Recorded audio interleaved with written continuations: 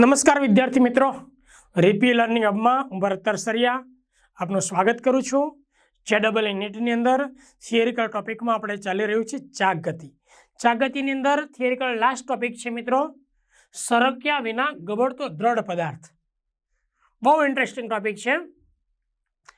તો ધારો કે એક પદાર્થ છે જેની ત્રિજ્યા r છે, બરાબર, ચક્રાવર્તનની ત્રિજ્યા k છે, પદાર્થનું દળ m છે, એ h ઊંચાઈ અને d જેટલી લંબાઈ, આ ઢાળની લંબાઈ d છે, થીટાનો કોણ છે, એના પરથી સરક્યા સિવાય ગબડે છે। તો તેની ગતિ છે રેખીય ગતિ અને ચાક ગતિની મિશ્રિત ગતિ હોય, બરાબર છે। કેમ? તો કે દ્રવ્યમાન કેન્દ્ર રેખી ગતિ કરે, આ જે દ્રવ્યમાન કેન્દ્ર છે ને એ સીધે સીધું ચાલ્યા કરે, અને આખો જે પદાર્થ છે એ ચાક ગતિ મિત્રો કરે છે, એટલે મિશ્રિત ગતિ કહેવાય છે।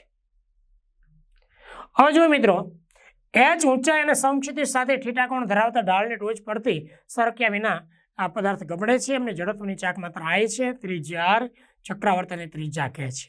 હવે h જેટલી ઊંચાઈ m દળનો પદાર્થ હોય તો એમની સ્થિતિ ઉર્જા કેટલી મિત્રો હોય? mgh। તો જ્યારે ગબડે ત્યારે આ સ્થિતિ ઉર્જાનું બે પ્રકારની ગતિ ઉર્જામાં કન્વર્ટ થાય છે। એક તો ભાઈઓ બહેનો શું આવશે? રેખી ગતિ ઉર્જા, કારણ કે એનું દ્રવ્યમાન કેન્દ્ર સ્ટેટ ગતિ કરે છે, અને બીજી ચાક ગતિ ઉર્જા છે।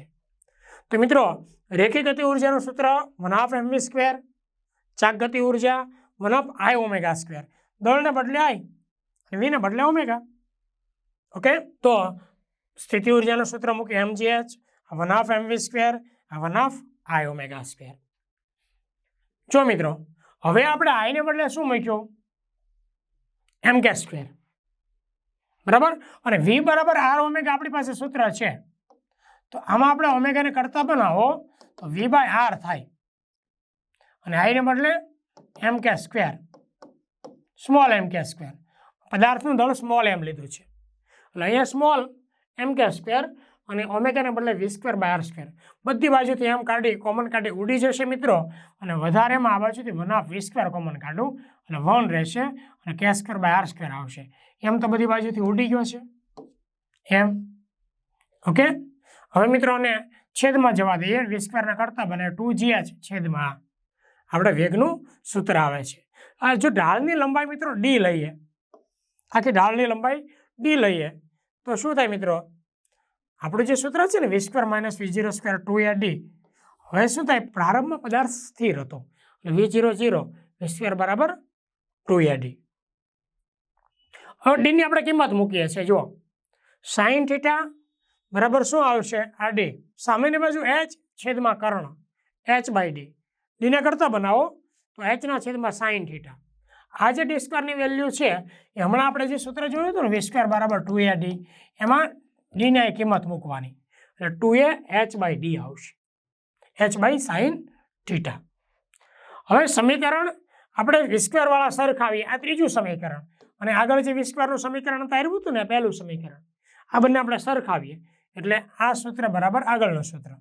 હવે આની અંદર છે ને મિત્રો 2h ઉડી જશે, પ્રવેગને કરતા બનાવીએ, બરાબર છે, એટલે આ g sin થીટા બરાબર 1 + k²/s², આ છે ને આપણે પ્રવેગનું સૂત્ર મેળવ્યું છે।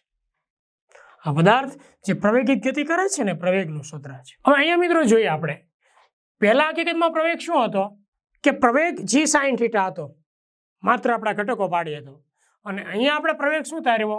g sin થીટા, એટલો ઘટાડો થાય છે પ્રવેગમાં એટલો ઘટાડો થાય। અહીંયા જે છે ને, અહીંયા રેખી પ્રવેગ mg, તો અહીંયા શું થાય? mg cos થીટા, અને અહીંયા શું થાય?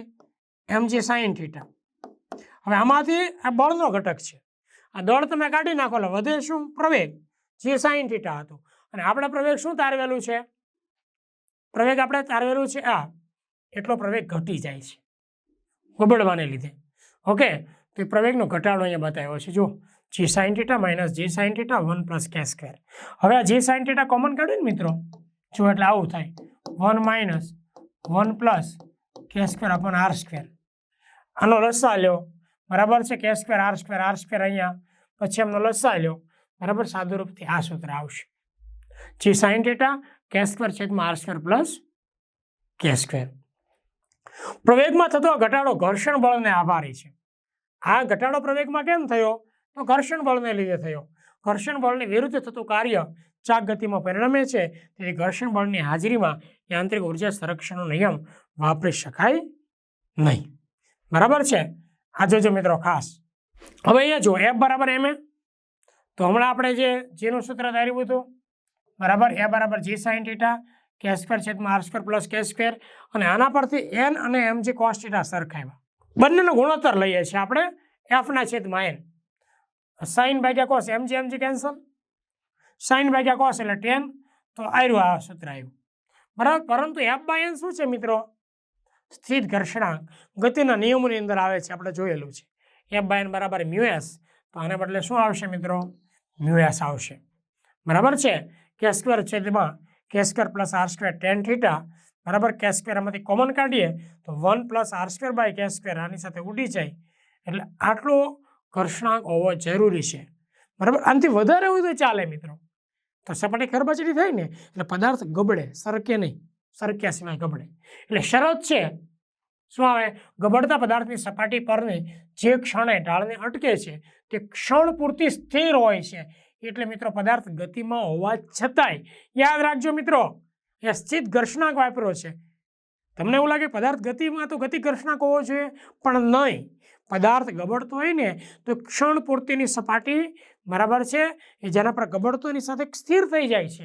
એટલે મિત્રો સ્થિત ઘર્ષણાંક વાપર્યો છે. ઘર્ષણના કારણે પદાર્થ સરક્યા વિના ગબડતો હોવાથી શું થાય? હવે જે આપણે સૂત્ર ધાર્યું એટલો ઘર્ષણાંક હોય તો ચાલે, પદાર્થ સરક્યા સિવાય ગબડે, પણ વધારે હોય તો પણ વાંધો નથી. આનાથી ઓછો ના હોવો જોઈએ, કારણ કે ઓછો હોય તો પદાર્થ સરકશે, સપાટી લીસી થઈ જાય, એટલે પદાર્થ સરકશે મિત્રો. પરંતુ શરતનું પાલન થાય તો જ પદાર્થ ઢાળ પરથી સરક્યા વિના ગબડી શકે છે મિત્રો. હવે આના જુદા જુદા કિસ્સાઓ.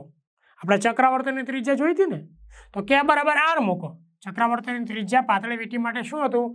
k બરાબર r મૂકો. આ જે આપણે સૂત્ર તાર્યું આની અંદર k ને બદલે r મૂકી દો, અહીંયા r² મૂકી દો, એટલે r² ઉડી જાય, તો શું થાય? 1 થાય, 1 + 1 2, એટલે 1/2 tan θ થાય. ઓકે, આવી રીતે. આ જ રીતે મિત્રો ચક્રાવર્તનની ત્રિજ્યા વર્તુળાકાર તકતી માટે k બરાબર r/√2 મૂકો. બરાબર, હમણાં જે સાદુરૂપ આપ્યું હતું ને એ જ રીતે તમે સાદુરૂપ આપો એટલે 1/3 tan θ, અને નક્કર ગોળા માટે મિત્રો આ મૂકી જુઓ એટલે 2/7 tan θ. બધા પદાર્થો માટે મેળવી શકાય શરત, પણ આપણે સરળતા ખાતર 3 પદાર્થોની શરત તારવીને બતાવી છે મિત્રો. તો હા, ચાક ગતિનું આપણે આખું જે સંપૂર્ણ જે ચેપ્ટર હતું કણોના તંત્રનું ગતિ વિજ્ઞાન અને ચાક ગતિ, એમાં ચાક ગતિનું આ લાસ્ટ ટોપિક, અને આપણા આખા જે ચેપ્ટર જે છે એનો પણ લાસ્ટ ટોપિકની આ થિયરી કમ્પ્લીટ અહીંયા સાથે કરીએ છીએ. આ બધા જ આખા જ ચેપ્ટરના MCQ બે વિભાગની અંદર કરેલા છે, કણોના તંત્રના અને ચાક ગતિના. એ મિત્રો સરસ મજા જોવા માટે તમે આગળનો આપણો વિડીયો લેક્ચર જોતા રહો. Thank you.